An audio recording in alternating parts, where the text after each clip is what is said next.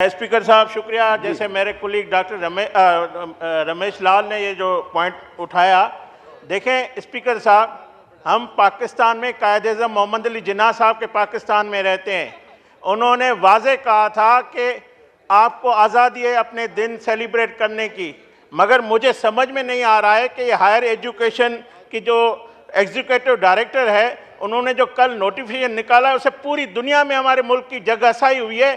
क्या ज़रूरत थी? आपका काम है एजुकेशन को बेहतर करो, आपका काम है बच्चों को तालीम और स्कॉलरशिप दो, आपका ये काम नहीं है। मुझे ये बताया जाए, हमारे वज़ीर-ए-आज़म नवाज शरीफ साहब ने 2016 में होली मनाई थी, कल हमारे वज़ीर-ए-आज़म शहबाज शरीफ होली मनाएंगे, हमारे पीपल्स पार्टी के चेयरमैन बिलावल भुट्टो साहब होली मनाते हैं। तो इस जो मैडम को क्या तकलीफ हो गई है होली जो पाबंदी लगाने पे? मैं इसकी शदीद मजम्मत करता हूँ और मैं एजुकेशन मिनिस्टर साहब से गुजारिश करता हूँ फौरी तौर पे इस नोटिफिकेशन को वापस लिया जाए। और स्पीकर साहब, हम आपसे मुतालबा करते हैं, आप हमेशा अक़लियतों के जो तहफ़्फ़ुज़ात और उनके हुकूक़ की बात करते हैं, उनको बुलाएं, यहाँ पे कमेटी में बुलाएं, उनसे पूछा जाए ताकि आइंदा इस मुल्क में कोई ऐसा फितना ना करे। इस मुल्क को मजहबी हमायंगी की ज़रूरत है, इस मुल्क को मोहब्बतों की ज़रूरत है, ये नफ़रतों की ज़रूरत नहीं है। और मैं जो इंडिया में कल शोर मचाया हुआ है, मैं उनको भी कहना चाहता हूँ,